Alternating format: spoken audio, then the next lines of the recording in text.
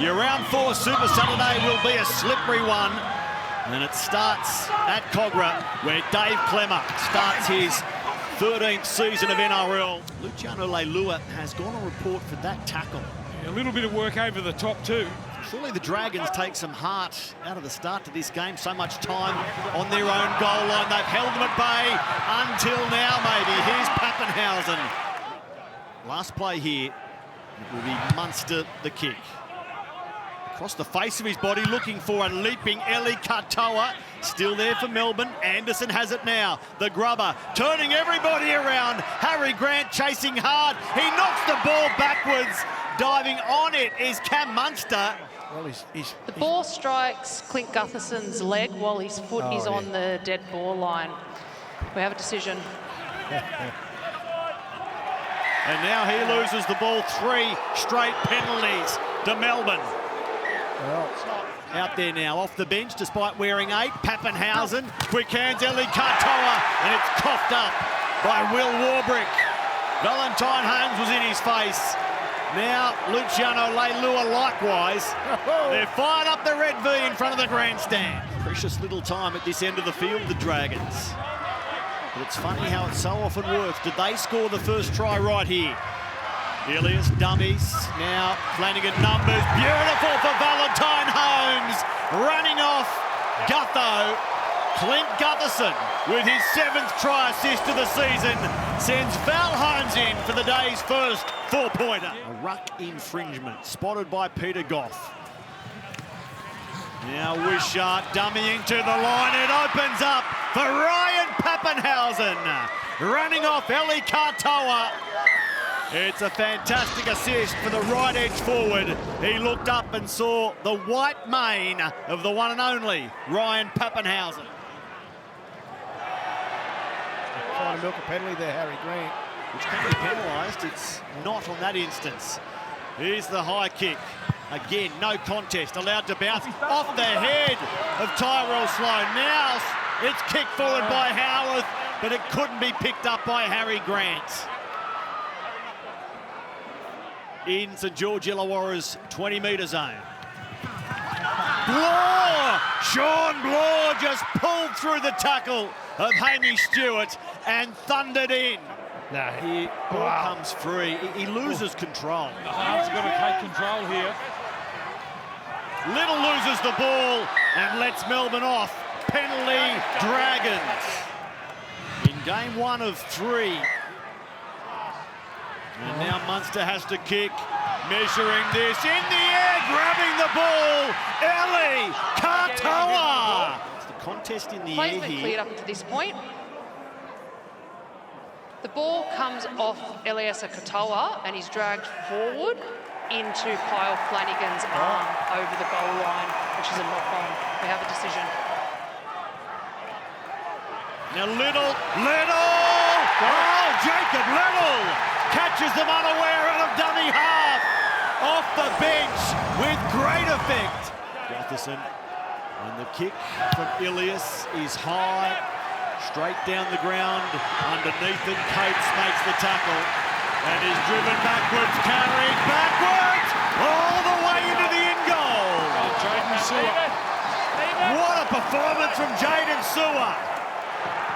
They were beaten by Canterbury here in round 1. They were embarrassed by South Sydney in round 3, but Shane Flanagan and the Dragons get their breakthrough win of 2025. A little bit stressful, Shane, but I imagine a huge amount of pride after the results in the first couple of rounds.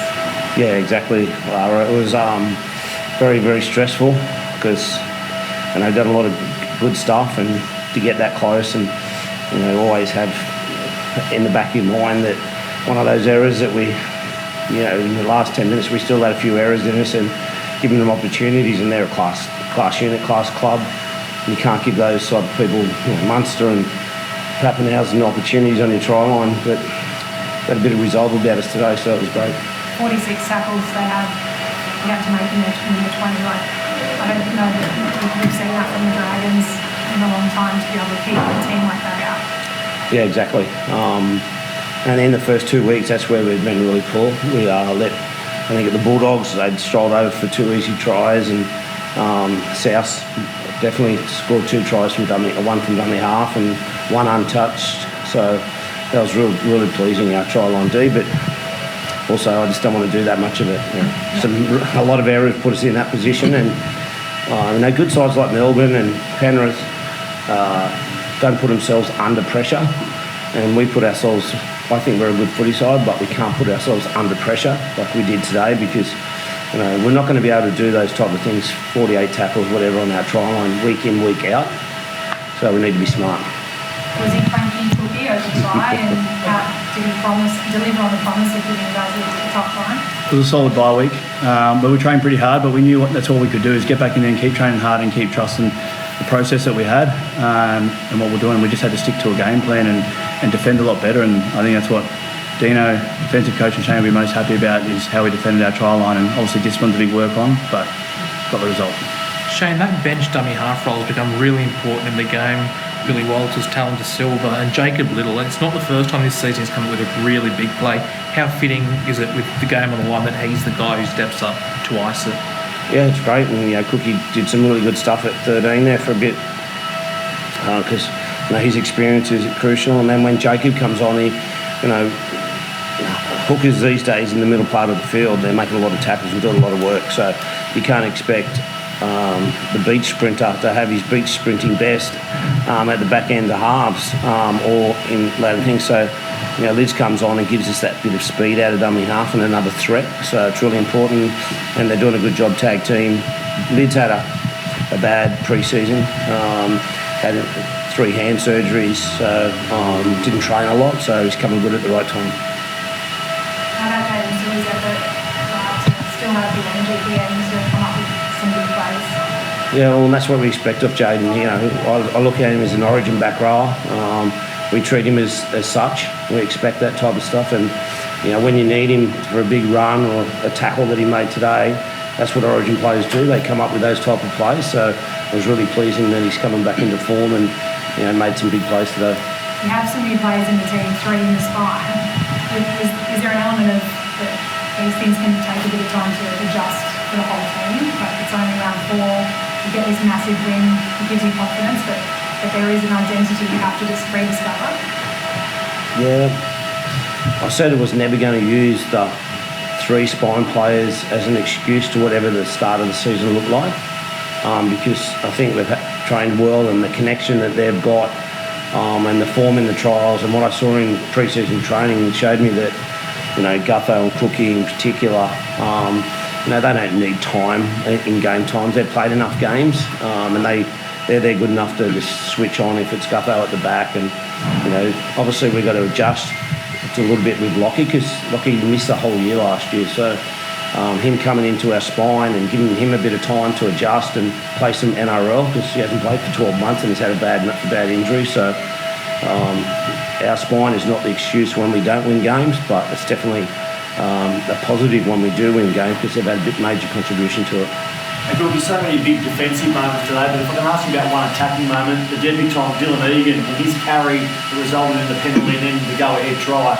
Does that run sort of sum up what you've seen from him over the last 3 or 4 years? Yeah, definitely. I was excited to watch him debut, just seeing how hard he works at training. Didn't know nothing about him before, obviously getting to the Dragons.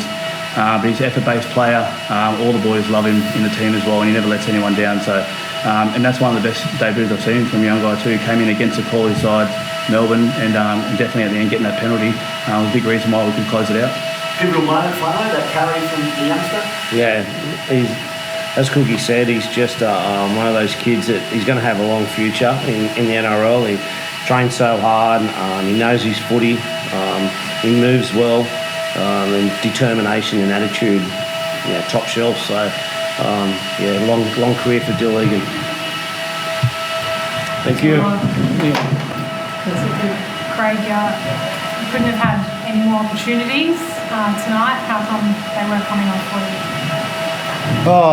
It's a fair call. I think we had a lot of opportunity in the first half. We had a lot of field position, a lot of balls. So I think the second half, we didn't complete so well, and that didn't help us. And I thought St George defended really well, real good actually. So like I say, we probably had a couple of chances there that we could have, should have, but didn't take, and we paid the price for it.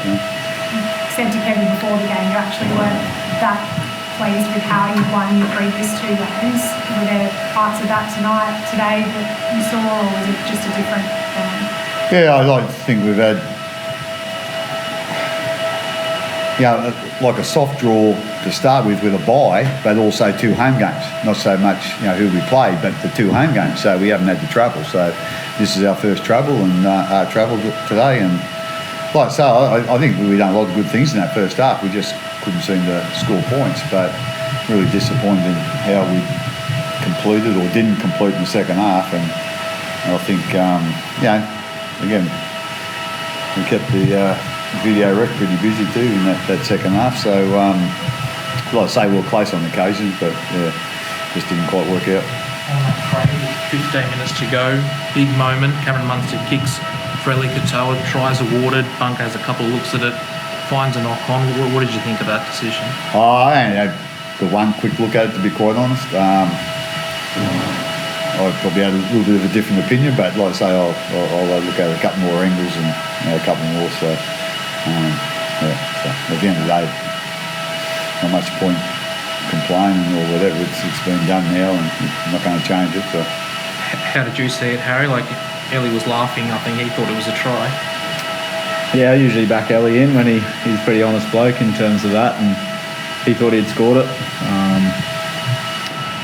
We probably celebrated too early. We went back to get ready, and it got called back. Like Craig said, you can't go back and change it now. But it's probably one for they make that call. They obviously see the error in it, and we just got to be better with the next play and not dwell on that. I feel like they probably stopped a fair few of our opportunities today, and that probably took us a little bit of time to move on from those. So we dwelled on them a little bit too much. How are you, and what is the leg issue? You got trapped when you were going for that kick in the first half. What happened there? Yeah, I just got landed on awkwardly, and that was another one of those opportunities that could have been in our favour, but didn't, and could have handled that a bit better. What did you make of Warren Wisher tonight? I know you always had big boosts to do with your own not there, but what do you think of his game? It's a tough situation for Wish to come in, as a halfback into a team where he hasn't sort of played the whole week at half. He had a couple of errors in the second half, which he probably wouldn't be happy with, but overall I thought he'd done a solid job, and as I said, it wouldn't be easy for him to come in that spot, and where I don't know whether he's ever actually played for us in that position, on the right hand side. So like I say, I thought he'd done a good job. Tough job for him, but I don't know if you saw in the earlier game, the reserve grade game, Jonah Pezzett, I think, came off with a knee issue. Do you have any update on what's happening? They don't seem to think it's too bad. I'm not quite sure. I'm not quite sure what position. I know it's the outside of the knee, so I think it's only sort of a bit of a jolt, and obviously after what he's been through, when you saw the pain, I'd imagine you'd be fairly aware of it. So hopefully the medics are right, and it's there's not too much wrong there, and hopefully we can give him a rehab and get back soon. Cheers, guys. Thanks, guys. Thanks, Grant.